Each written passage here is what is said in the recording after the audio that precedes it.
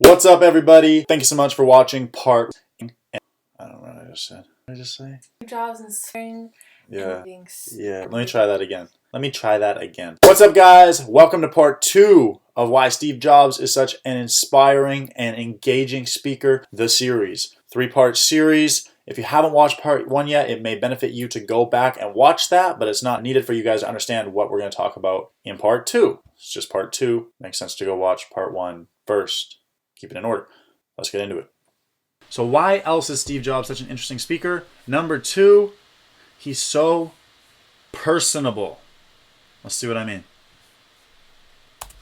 They all spent about 2% of revenues on information technology. And he found this curious, and so he asked another question. How do they spend their money? And he found out that the really successful ones, or actually let's start with the not so successful ones. So we can see Steve right here. He's standing in front of a lecture hall in front of people, but what he's doing here in the classroom is the same thing he does in front of an audience of 100,000 people, as we just saw. He tells stories. Okay?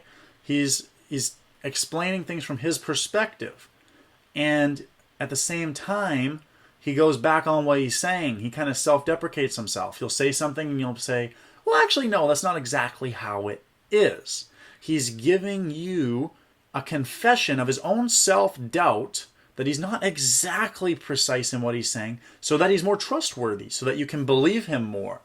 If he was saying, this is how it is, boom, boom, boom, boom, boom, this is the universe, these are physics, this is math, this is my opinion, this is how it is, and he was just giving it to you as hard facts, you're more likely to get defensive and reject what he's saying because he's not giving any room, any flexibility. He's just saying, this is how it is, no matter what, because I said so. No, he doesn't do that. What he does is he goes into it and he says what he thinks, and he says, well, actually, no. Well, actually, it's kind of like this. Well, actually, I made a mistake there. This is how it is. And because everybody makes mistakes, everybody doesn't know the exact 100% full truth 100% of the time. A lot of people, 0% of the time, maybe everybody, who knows, it's perception, right? Reality.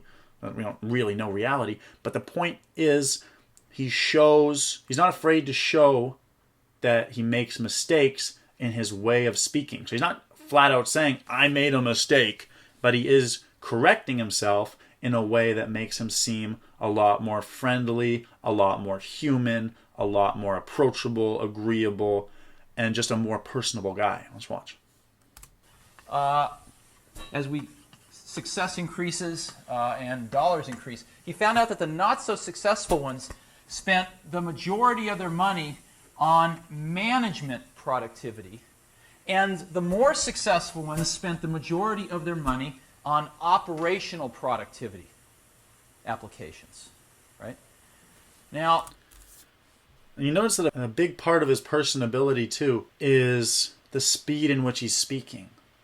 So he's not just blasting you. And here's a graph. So basically when the money goes up, then the success goes up, and then here's the little line, and then the x-axis and the y-axis. So what we need to do here is da-da-da-da, and then we need to do da-da-da-da, and then the way that we can interpret this is da-da-da-da. So really what you need to be writing down is da-da-da-da. He's going slow. He's got a really nice pace, one that chops up what he's saying into bite-sized chunks so you can really consume and digest, and nothing he's saying is being wasted.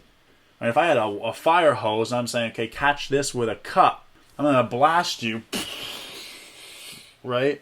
You're not going to catch all that water.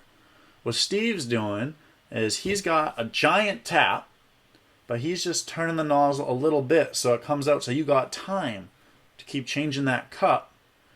Grab a bucket, fill it up, get your cup back there, put the other cup there, drink that one, right? He's giving you time. And because you can understand him better, because he's going slow and he's making emphasis on important points, and that makes you think more highly of him because you understand him more, and you think he's more intelligent because you understand him. And you're going to walk away feeling like he was talking to you as a friend instead of somebody that's talking down on you, just blasting you with an excess of information, not for you to learn, but simply to overwhelm you and demonstrate their intellectual superiority. Okay, so that's what he's doing. He's making himself really personable in his tempo, the way he's speaking.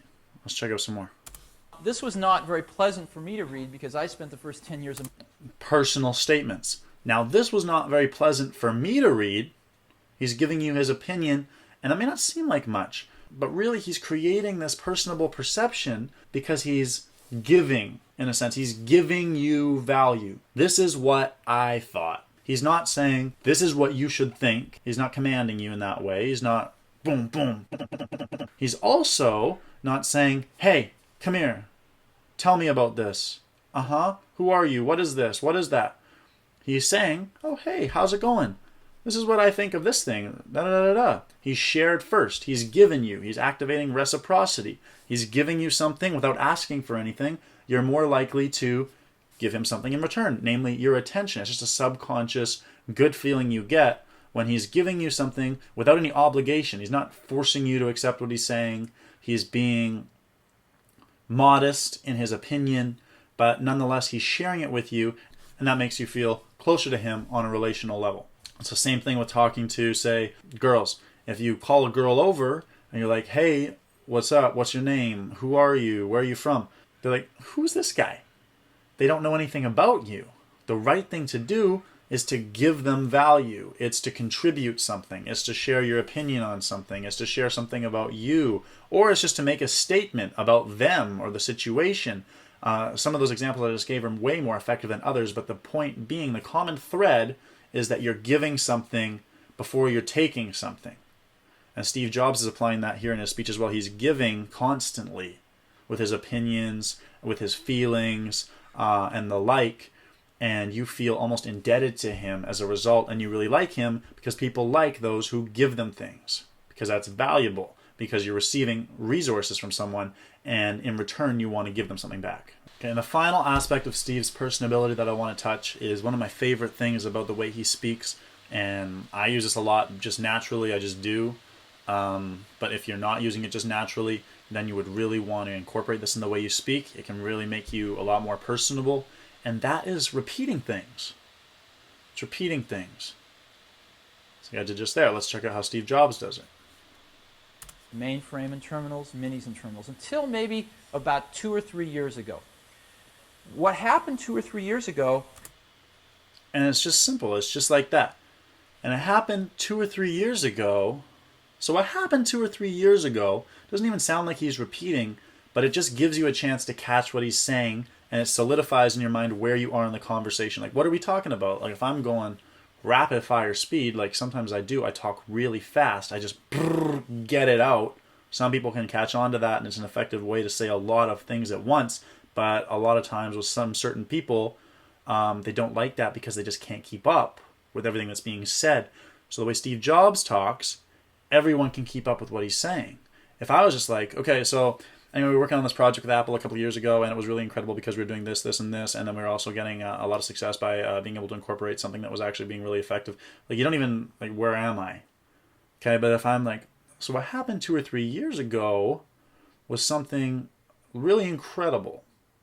And what happened 2 or 3 years ago was specifically, so now I've heard it twice. I know talking about 2 or 3 years ago, you're talking about something that happened. Okay? So he does this a lot. Coming down to the desktop, maybe we weren't smart enough. But we were smart enough to see it start to happen 9 to 12 months later. Maybe we weren't smart enough to see it at the beginning, but we were smart enough to see it after it started.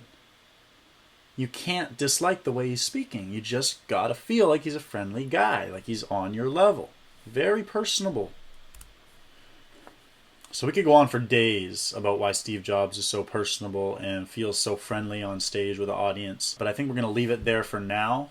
We've gone over a few points, namely his repeating of things to make sure that you're still with him, talking in a slow, direct way, allows you to consume the little bite-sized bits that he's feeding you, not a giant water hose, but a little, a little stream that you can fill your cup and drink it, or filling up the other cup, right? As well as his self-deprecation in the way that he introduces the incredible feats that his company has accomplished and that he has accomplished personally. We weren't smart enough to know this in the beginning, but now we are, right? All of these things help you be more relatable to your audience. There's a lot of tiny tactics in there, but they're all serving the same purpose.